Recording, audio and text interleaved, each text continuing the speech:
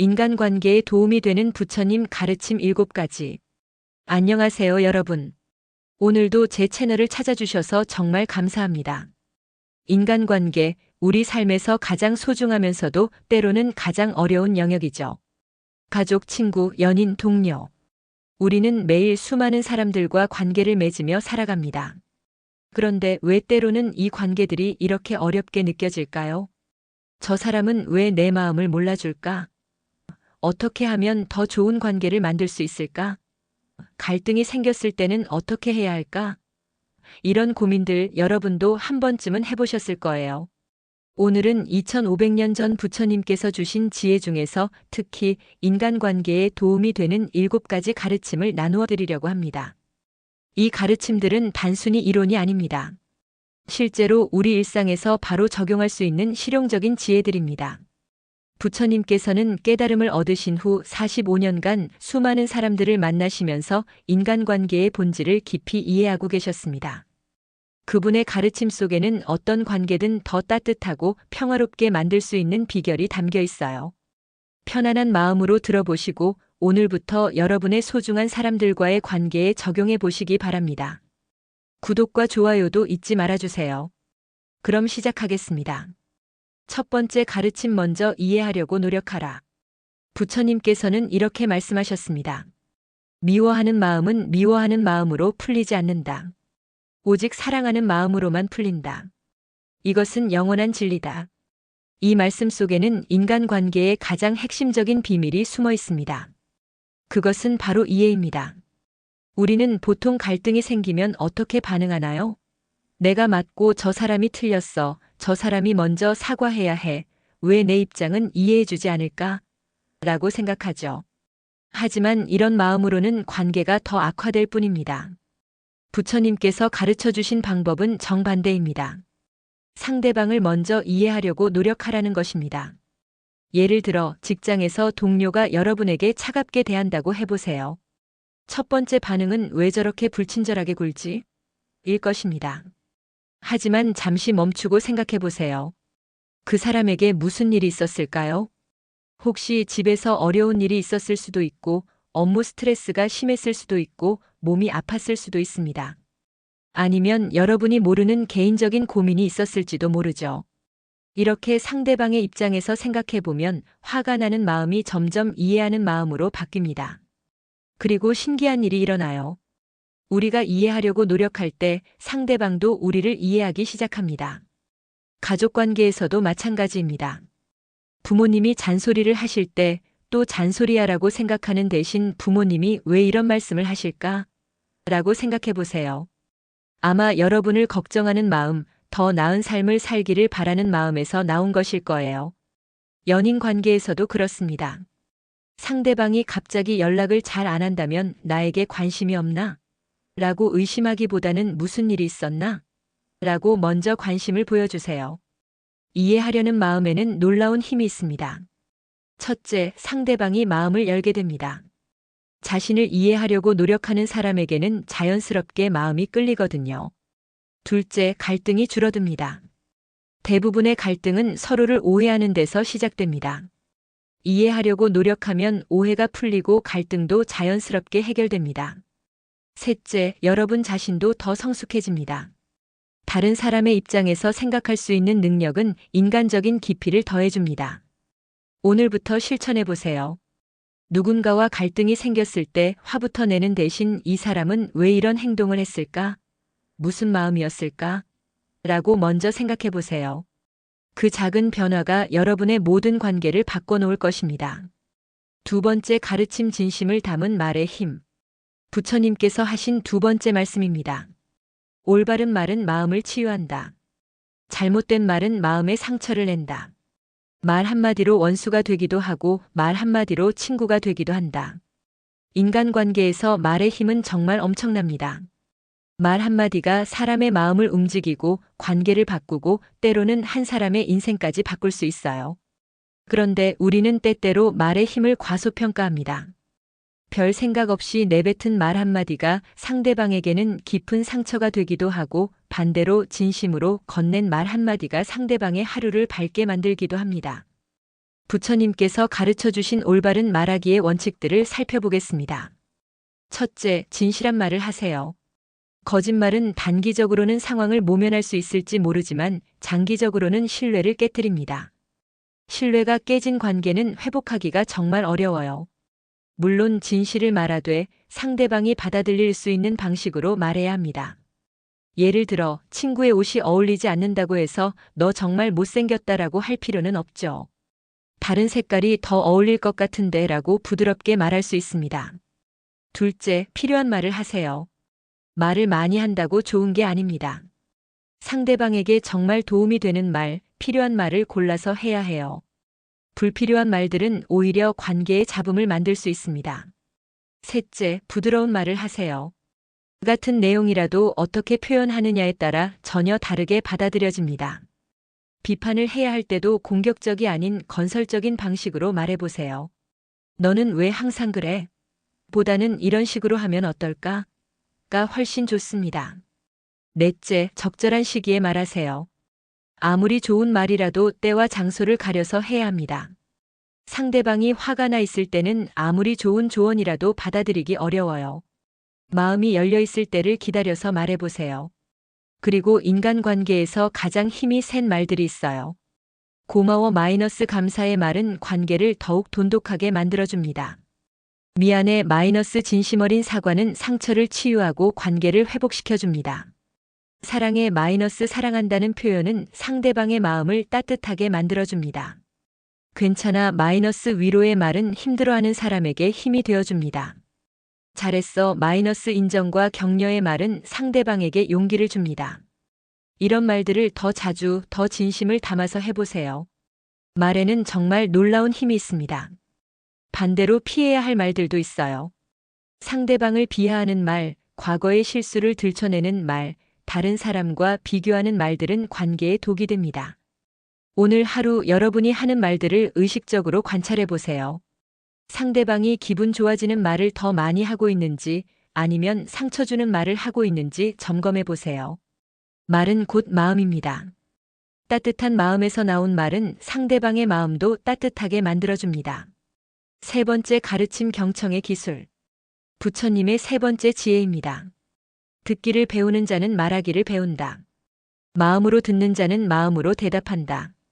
인간관계에서 가장 소중한 선물 중 하나는 바로 경청입니다.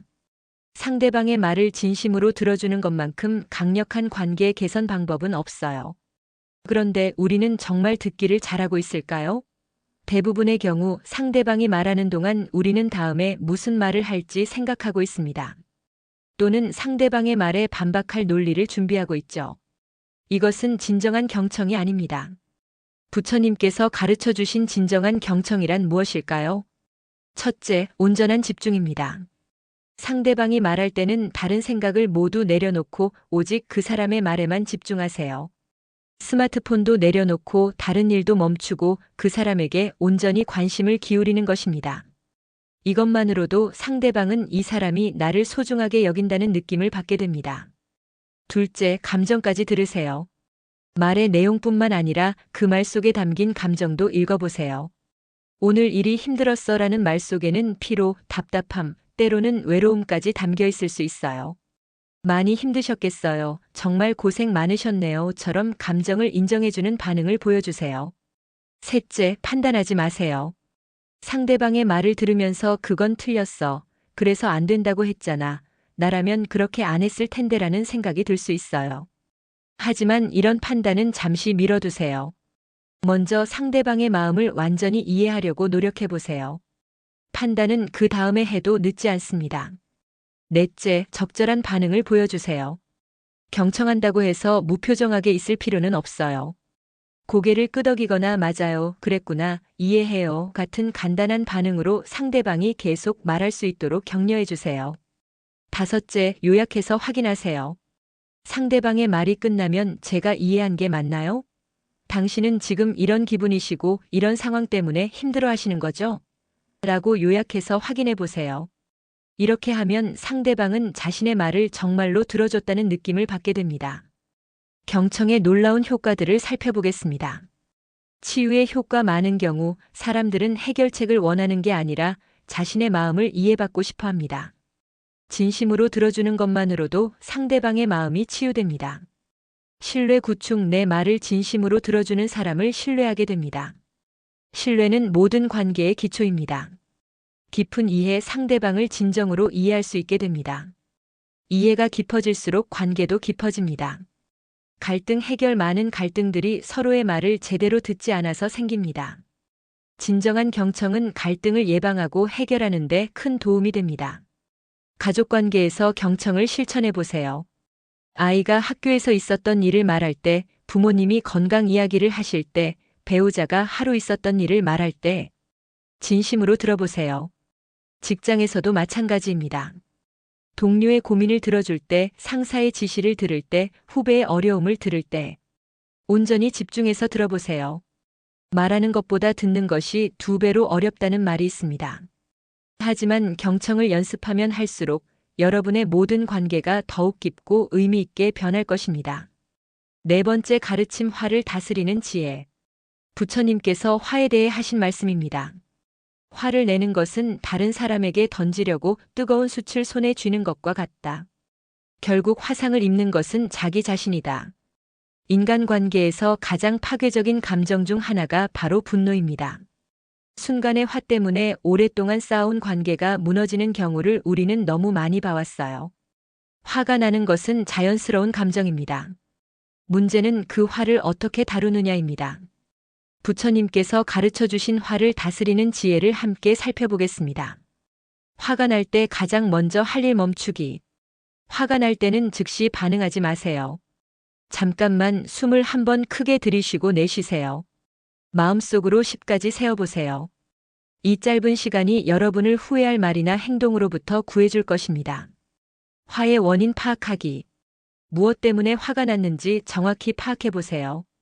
정말 상대방 때문인가요? 아니면 내가 피곤해서 스트레스를 받아서 기대했던 것과 달라서 화가 난 건 아닌가요? 많은 경우 우리가 화를 내는 진짜 이유는 상대방이 아니라 우리 자신의 내부에 있습니다. 상대방의 입장에서 생각해보기. 저 사람은 왜 저런 행동을 했을까? 라고 생각해보세요. 악의가 있어서였을까요? 아니면 실수였을까요? 혹은 그 사람 나름의 이유가 있었을까요? 대부분의 경우 사람들은 나쁜 의도로 행동하지 않습니다. 각자의 상황과 관점에 따라 최선이라고 생각하는 행동을 하는 거죠. 화의 대가 생각해보기. 지금 화를 낸다면 어떤 결과가 생길까요? 관계가 나빠질까요? 상대방이 상처받을까요? 나 자신도 나중에 후회할까요? 이런 것들을 미리 생각해보면 화를 참을 이유가 생깁니다. 건설적인 표현 방법 찾기. 화가 나는 것은 어쩔 수 없지만 그 화를 건설적으로 표현할 수 있습니다. 너 때문에 화가 나보다는 이런 상황에서 나는 이런 기분이야 라고 말해보세요. 넌 항상 그래보다는 이번 일로 내가 속상했어 라고 표현해보세요. 용서의 힘. 가장 중요한 것은 용서입니다. 용서는 상대방을 위한 것이 아니라 나 자신을 위한 것입니다. 화와 원망을 마음에 품고 있는 것은 독을 마시면서 상대방이 죽기를 바라는 것과 같아요. 용서한다고 해서 상대방의 잘못을 정당화하는 것은 아닙니다. 다만 그 일로 인해 내 마음이 더 이상 괴로워하지 않겠다는 선택인 거죠. 화를 예방하는 방법들. 평소에 스트레스를 잘 관리하세요. 충분히 쉬고 운동하고 취미 생활을 하면서 마음의 여유를 만드세요. 기대치를 조절하세요. 다른 사람에게 너무 많은 것을 기대하면 실망할 확률이 높아집니다. 감사하는 마음을 기르세요. 상대방의 좋은 점들을 자주 생각하다 보면 작은 실수들은 크게 신경 쓰이지 않게 됩니다. 가족이나 친구와 화가 났을 때를 생각해 보세요. 그 순간의 화 때문에 관계가 상했던 경험이 있으시죠?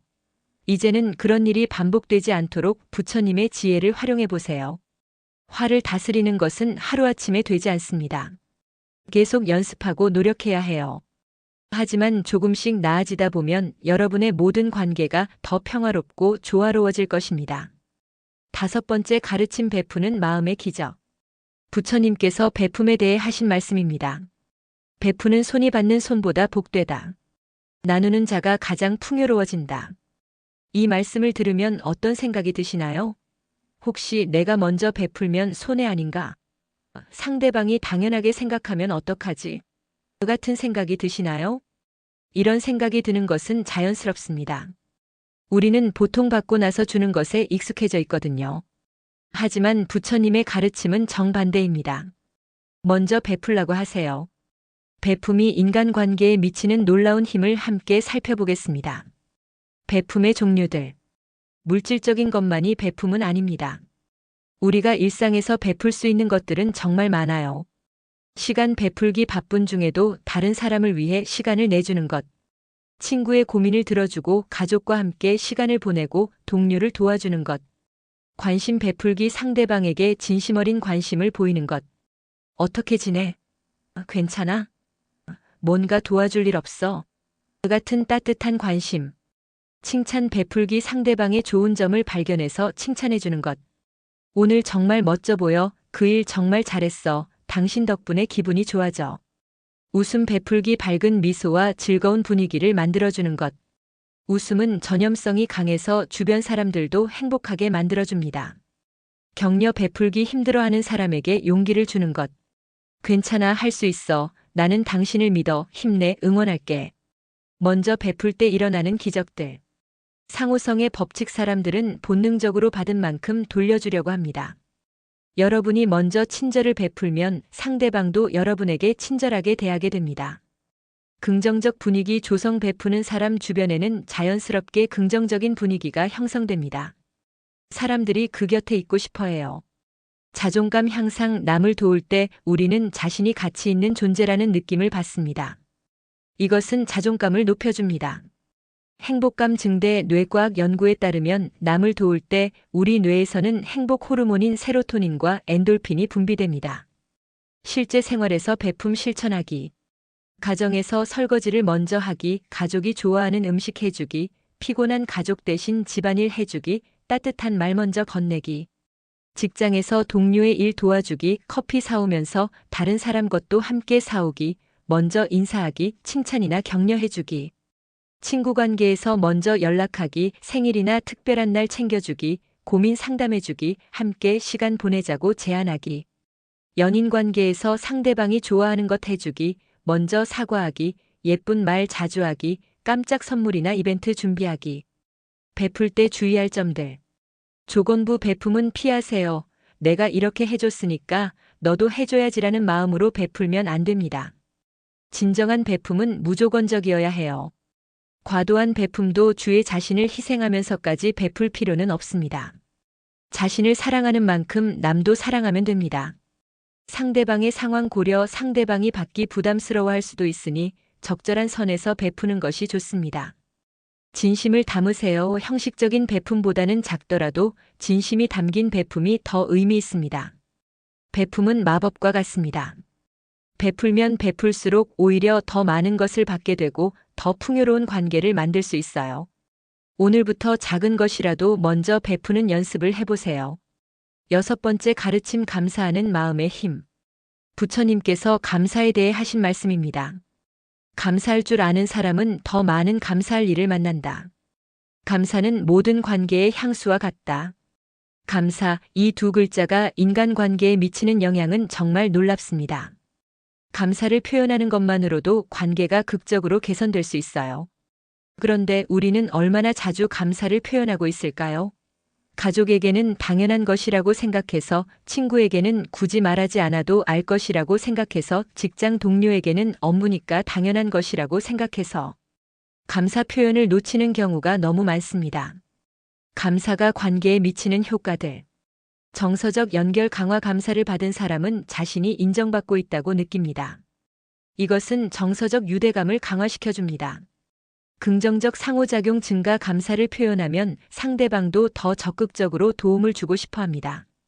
관계 만족도 향상. 감사를 주고받는 관계는 양쪽 모두 더 만족스럽게 느껴집니다. 갈등 예방 효과. 평소에 감사를 자주 표현하면 작은 갈등이 생겨도 큰 문제로 번지지 않습니다. 구체적인 감사 표현 방법들. 구체적으로 표현하기. 고마워보다는 어제 늦게까지 내 일을 도와줘서 정말 고마워라고 구체적으로 말해보세요. 당신 덕분에 프레젠테이션이 성공했어요.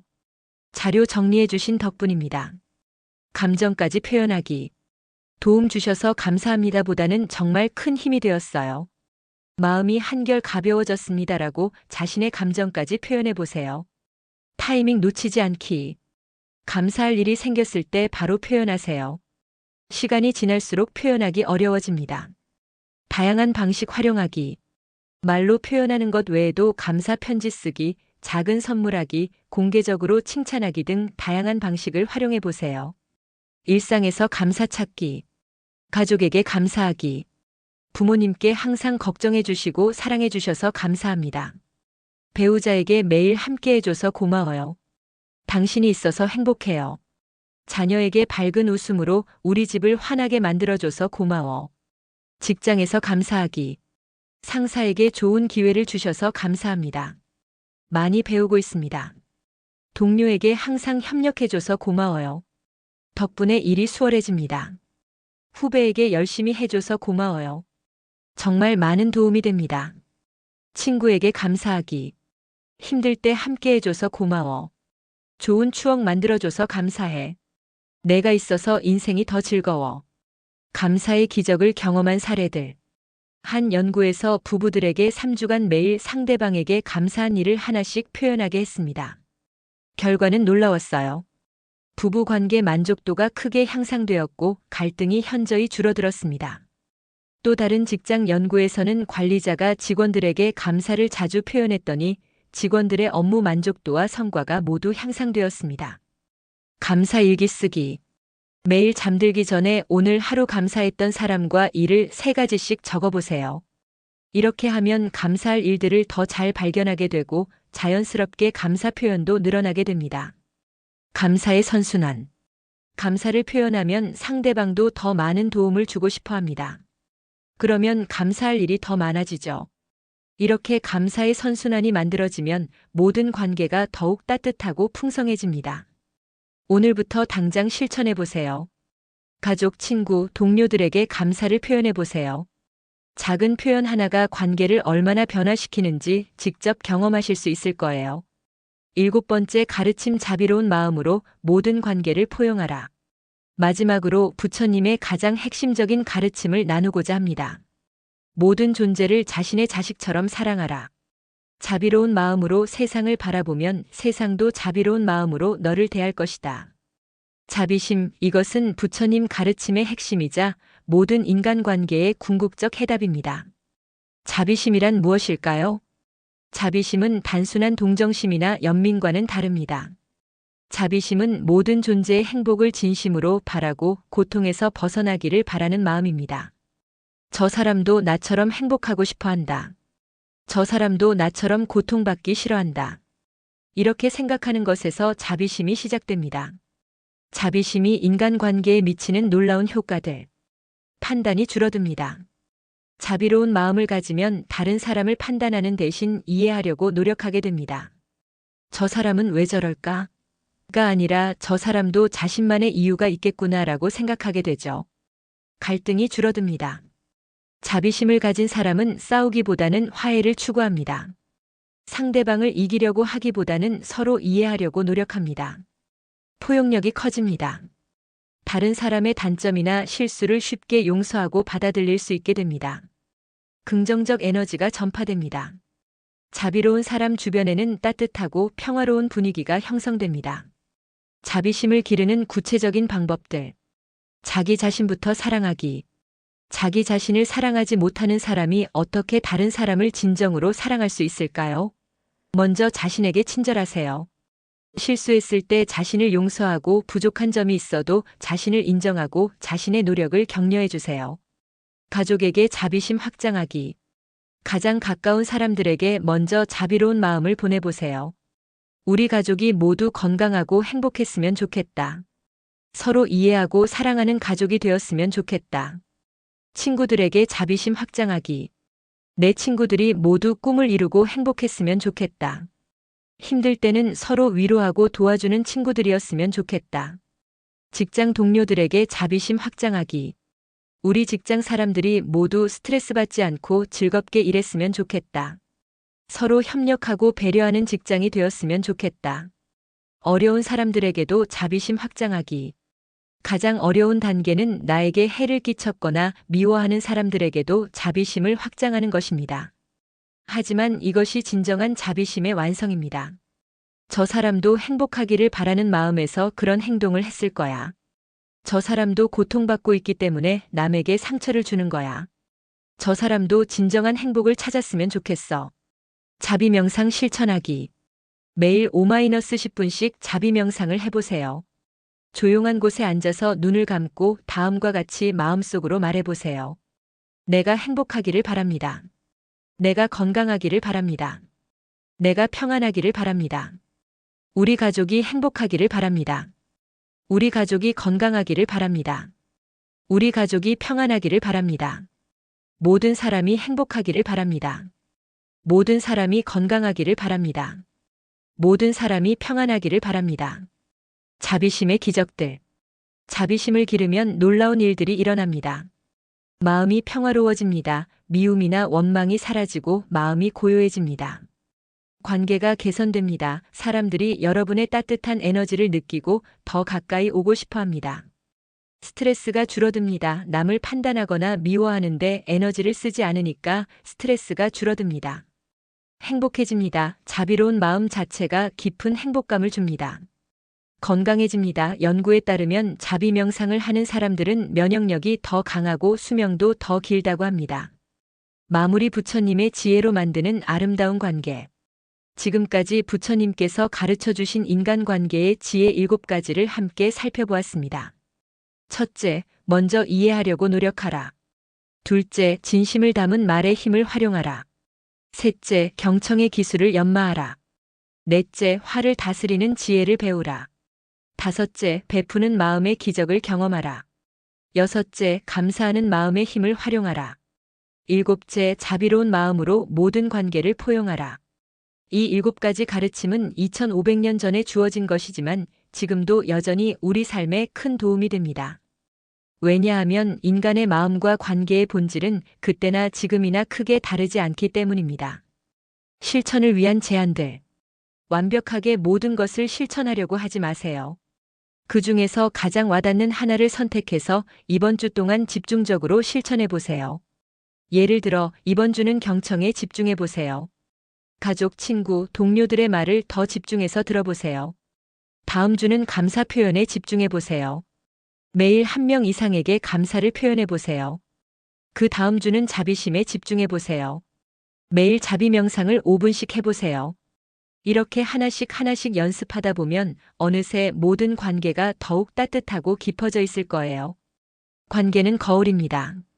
부처님께서 말씀하신 것처럼 우리가 세상을 대하는 방식대로 세상이 우리를 대합니다. 우리가 사랑을 주면 사랑을 받고 이해를 하면 이해를 받고 자비를 베풀면 자비를 받게 됩니다. 여러분이 원하는 관계가 있다면 먼저 여러분이 그런 사람이 되어보세요. 사랑받고 싶다면 먼저 사랑하고 이해받고 싶다면 먼저 이해하고 존중받고 싶다면 먼저 존중해보세요. 작은 변화의 큰 힘. 인간관계의 변화는 하루아침에 일어나지 않습니다. 하지만 작은 변화들이 쌓이고 쌓이면 놀라운 결과를 만들어냅니다. 오늘 하루만이라도 가족에게 더 친절하게 대해보세요. 동료에게 더 관심을 보여주세요. 친구에게 더 진심을 담아 이야기해보세요. 그 작은 변화가 여러분의 모든 관계를 더욱 아름답게 만들어줄 것입니다. 마지막 당부. 인간관계에서 가장 중요한 것은 진정성입니다. 기술이나 방법보다도 진심이 더 중요해요. 상대방에게 진심으로 관심을 갖고 진심으로 사랑하고 진심으로 도우려고 할 때 모든 관계는 아름다워집니다. 부처님의 지혜가 여러분의 모든 관계를 더욱 따뜻하고 의미 있게 만들어주기를 진심으로 바랍니다. 구독과 좋아요는 더 많은 분들이 이런 좋은 내용을 접할 수 있도록 도와주는 큰 힘이 됩니다. 오늘도 여러분의 소중한 사람들과 함께 행복한 하루 보내세요. 감사합니다. 추가 관계 유형별 구체적 적용법. 혹시 더 구체적인 적용 방법이 궁금하신 분들을 위해 관계 유형별로 부처님의 가르침을 어떻게 적용할 수 있는지 알려드리겠습니다. 부부 관계에서의 적용. 이해하기. 배우자가 피곤해서 말이 없을 때 왜 대답을 안 해? 라고 하기보다는 오늘 많이 힘드셨나 보네요 라고 이해해 보세요. 진심 담은 말 당신 덕분에 내가 행복해요. 고생 많으시네요. 사랑해요. 같은 말을 더 자주 해보세요. 경청 상대방이 하루 있었던 일을 말할 때 스마트폰을 내려놓고 온전히 들어주세요. 화 다스리기 부부싸움이 시작되려고 할 때 잠깐 우리가 정말 싸울 일인가? 라고 한번 생각해 보세요. 베풀 상대방이 좋아하는 음식 해주기, 마사지 해주기, 작은 선물하기 등. 감사 설거지 해줘서 고마워, 돈 벌어줘서 고마워, 함께 해줘서 고마워 등을 더 자주 표현하세요. 자비심 상대방의 단점도 포용하는 마음을 가져보세요. 부모 마이너스 자녀 관계에서의 적용. 이해하기 아이가 말을 안 들을 때 왜 말을 안 들어? 라고 하기보다는 무슨 일이 있었나? 라고 먼저 이해하려고 노력해 보세요. 진심 담은 말 내가 있어서 행복해, 정말 대견해, 사랑해 같은 말을 더 자주 해주세요. 경청 아이가 학교에서 있었던 일을 말할 때 끝까지 들어주세요. 화 다스리기 아이 때문에 화가 날 때 이 아이도 배우는 과정이야 라고 생각해 보세요. 베품과 감사 아이의 작은 도움에도 고마워라고 표현하고 아이가 좋아하는 것들을 해주세요. 자비심 아이의 실수를 너그럽게 받아들이고 격려해 주세요. 직장 관계에서의 적용. 이해하기 동료가 실수했을 때 비난하기보다는 무슨 일이 있었나? 라고 관심을 보여주세요. 진심 담은 말 수고 많으세요. 도움 주셔서 감사합니다. 좋은 아이디어네요. 등을 더 자주 말해보세요. 경청 회의에서 다른 사람의 의견을 끝까지 들어보세요. 화 다스리기 업무상 갈등이 생겼을 때 개인적인 감정과 업무를 분리해서 생각해 보세요. 베품 커피 사올 때 다른 사람 것도 함께 사오기, 업무 도와주기 등. 감사 작은 도움에도 감사합니다라고 표현하세요. 자비심 실수하는 동료를 비난하기보다는 도와주려고 노력해 보세요. 친구 관계에서의 적용. 이해하기 친구가 자주 연락을 안 할 때 서운해하기보다는 바쁠 수 있지라고 이해해 보세요. 진심 담은 말 내가 있어서 인생이 즐거워, 고마운 친구야 등을 표현해 보세요. 경청 친구의 고민을 들어줄 때 조언하려고 하기보다는 먼저 충분히 들어주세요. 화 다스리기 친구와 의견이 다를 때 틀렸다고 하기보다는 다른 관점이네라고 생각해 보세요. 베품 먼저 연락하기, 생일 챙기기, 힘들 때 도와주기 등. 감사 함께 시간 보내줘서 고맙다고 표현하세요. 자비심 친구의 단점도 있는 그대로 받아들여 보세요. 이런 작은 실천들이 모여서 여러분의 모든 관계를 더욱 아름답게 만들어줄 것입니다. 부처님의 지혜는 단순하지만 강력합니다. 오늘부터 하나씩 실천해 보세요. 분명히 놀라운 변화를 경험하실 수 있을 거예요.